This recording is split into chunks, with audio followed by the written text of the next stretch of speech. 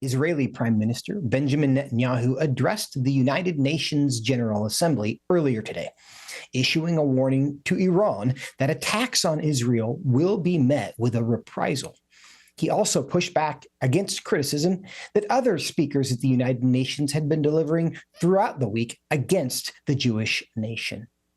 In this battle between good and evil, there must be no equivocation. When you stand with Israel, you stand for your own values and your own interests. Yes, we're defending ourselves, but we're also defending you against a common enemy that through violence and terror seeks to destroy our way of life.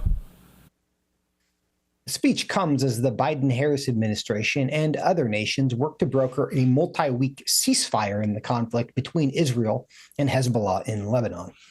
Earlier today, the Prime Minister's office acknowledged the U.S.'s effort toward a ceasefire, even as Netanyahu has pledged to keep striking Hezbollah militants in Lebanon with, quote, all our might. Now, joining me now with his analysis of this ongoing situation is Dr. A.J. Nolte, chair of the Government Graduate Program and director of the International Development MA program at Regent University. He's also director of the Institute for Israel Studies at Regent University. Dr. Nolte, welcome back to Washington Watch. Joseph, it's great to be here again, and it feels like kind of a homecoming coming back to Washington Watch after being here earlier in the week as well. Well, we're glad to have you because there is so much happening in the region, and we do want to understand it. Your thoughts on Prime Minister Netanyahu's address today?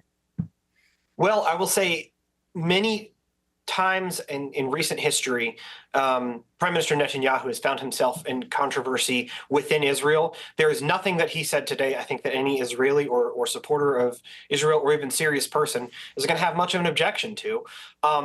He was a serious person addressing what has become an unserious institution. Let's take, for example, the conflict that you mentioned with Hezbollah in the past. Hezbollah has been, as the Prime Minister noted, has been in violation of a UN resolution, Resolution 1701, since 2005.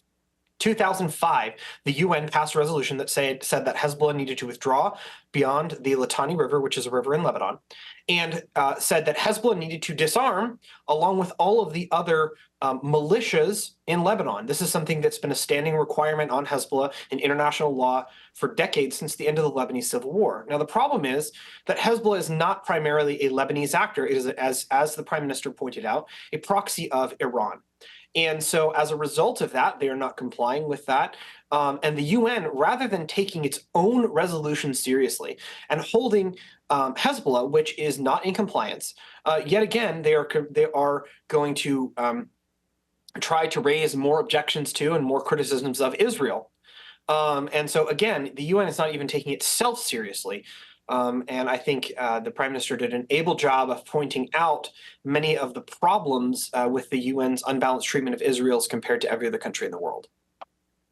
Dr. Nolte, explain why Prime Minister Netanyahu feels the need to give this address to the UN if it has become, as you describe it, kind of an unserious institution, in part because it doesn't even enforce its own rules, its own policies, its own standards.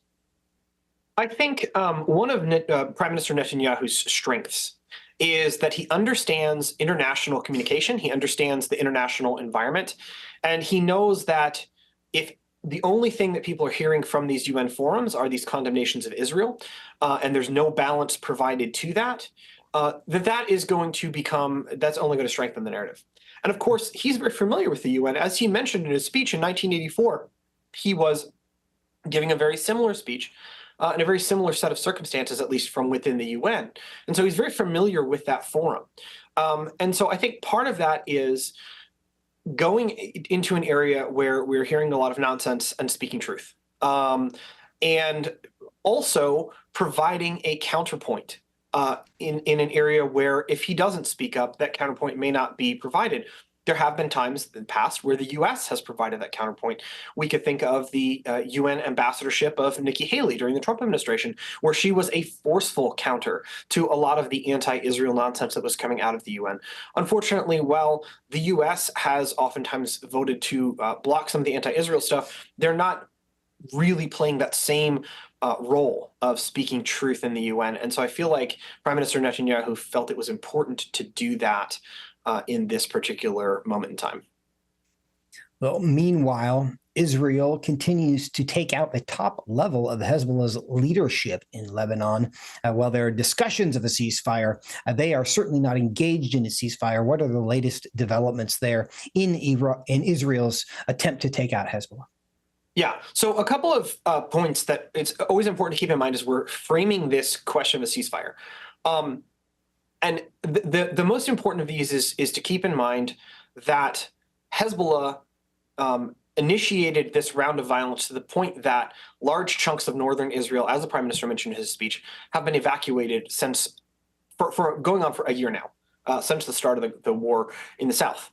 Iran mobilizing Hezbollah to do that in an attempt to open up a second front against Israel and put pressure on them after October 7th. Okay, so that's the first point that we need to keep in mind. Oftentimes, there can be very strong sense of historical amnesia here, where we're forgetting that this didn't start a week ago when Israel pulled off a very successful intelligence operation with the pagers.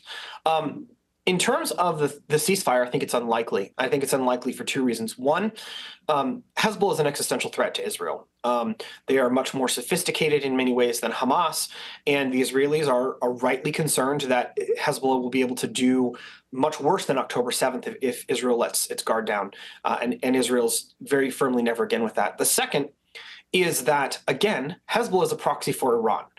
They're not acting in the interest of Lebanon. They're not even acting in the interest, really, of the Shia population in Lebanon. They're acting entirely in the interest of Iran. And so as a result of that, they are absolutely going to continue to pressure Israel as part of Iran's attempt to really escalate things against Israel. So I think a ceasefire is very unlikely because it's not in Israel's interests, and it's not in the interests of Iran, who are the prime movers in Hezbollah. Well, in light of that, Prime Minister Netanyahu, he released a statement earlier today saying that he, quote, appreciates the U.S. efforts towards a ceasefire in Lebanon. In light of what you've just told us about the reality on the ground and the unlikeliness of the ceasefire, is it true that the U.S. continues to push in that direction? And what are the political dynamics there? I think the political dynamics are pretty straightforward. There's a lot of concern right now about the upcoming elections within the Biden administration. And the last thing they want is for the Middle East to explode right before the November elections. Because, again, a lot of this happened on their watch. And if we're going to be very honest, President Biden in his person and his administration in general have been weak on Iran. While they have been not as bad as some in the Democratic Party in terms of Israel itself. And of course, it's always great that they say that Israel has the right to defend itself, which Israel has without the U.S. saying that. It has that intrinsically. But they have been very bad on Iran. And they've backed away from President Trump's maximum pressure campaign, which was having an effect on Iran. And so I think they're very concerned that if this escalates, that's going to come back to bite them politically. So I think that's a lot of what's going on is they want to calm things down.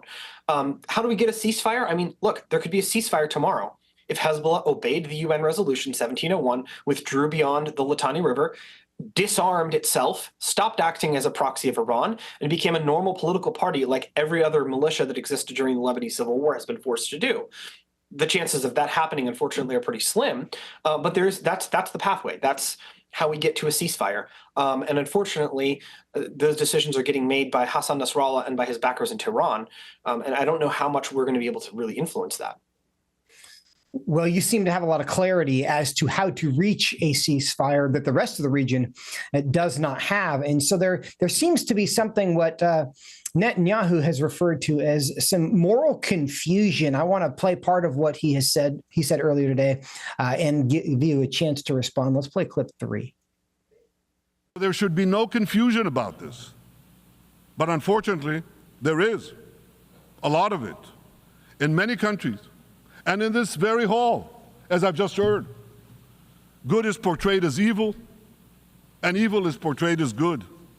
We see this moral confusion when Israel is falsely accused of genocide, when we defend ourselves against enemies who try to commit genocide against us. Dr. Nolte, is that a fair characterization? Yes, it is. The claims of Israel committing genocide are patently ridiculous. They're patently ridiculous not only because of the substantial presence of Arab citizens of Israel, or 20% of the Israeli population, and have some of the highest standards of living in the Middle East of any Arabs in the Middle East. They're also patently ridiculous because Israel has been attempting to bring in food and humanitarian aid into Gaza, and has been very clear that while they want to remove Hamas from leadership in Gaza, that they would be supportive of a demilitarized but locally administered civilian authority in Gaza, as the prime minister said. They don't want to go back into to Gaza. They left in 2005. So the idea that this is sort of genocide or ethnic cleansing or anything like that, I think is just, it's patently false. And so I think that part of the reason why this genocide claim is being made is because it is, in some ways, a slap at this nation that was founded by Holocaust survivors, more than it is an attempt to realistically meet the internationally recognized definitions for genocide. Well, Dr. A.J. Nolte, thank you so much for your time today. And before we let you go, and we appreciate this, I just want to make sure people know there's a lot more where this came from coming up at the Pray Vote Stand Summit, where you will be participating in a panel on this very subject. And there will be an even longer form discussion, and we are looking forward to that. I want to remind people they can go to prayvotestand.org to find that. So, Dr. Nolte, thank you for your time today, and we look forward to seeing you next weekend. Thank you. Look forward to being there.